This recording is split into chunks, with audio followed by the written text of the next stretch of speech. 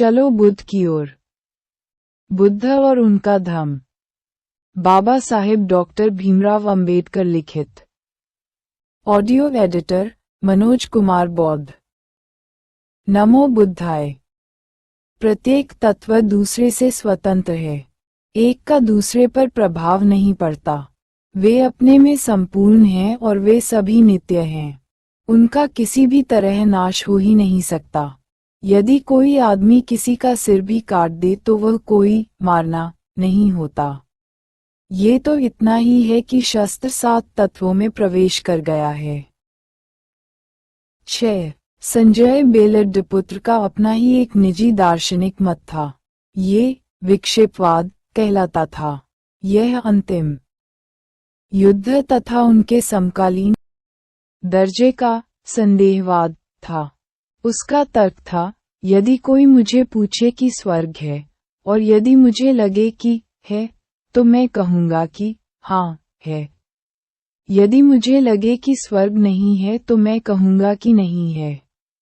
यदि कोई मुझे पूछे कि क्या आदमी बनाए जाते हैं, क्या आदमी को अच्छे बुरे कर्मों का फल भोगना पड़ता है, क्या मृत्यु के अनंतर आत्मा रहती है, तो मैं इन सब का नकारात्मक उत्तर दूंगा, क्योंकि मैं नहीं समझता कि ये हैं। कुछ इसी प्रकार संजय का तर्क चलता था। 7. छठा दार्शनिक मत चातुर्याम संवरवाद कहलाता था। इस मत के संस्थापक या मुख्याचार्य उस समय जीवित थे जब गौतम प्रकाश की खोज में संलग्न थे। आचार्य का नाम महावीर था, वह जो निघंटनाथ पुत्र भी कहलाते थे। महावीर का शिक्षण था कि आत्मा को अपने पूर्व जन्मों के कर्म तथा जन्म के कर्मों के परिणामस्वरूप ही पुनर्जन्म ग्रहण करना पड़ता है। इसलिए उनका कहना था कि तपश्चर्या के द्वारा पुण्य कर्मों का नाश कर डालना चाहिए। बुरे कर्मों का होना रोकने के लिए महावीर ने चातुर्याम धर्म का उपदेश दिया, अर्थात 4 नियमों के पालन करने का। हिंसा न करना, चोरी न करना, झूठ नहीं बोलना, अपरिग्रह रखना और ब्रह्मचर्य व्रत का पालन करना। 2. अपने समकालीनों के प्रति उनका भाव। 1. बुद्ध ने इन नए दार्शनिकों के मत को स्वीकार नहीं किया।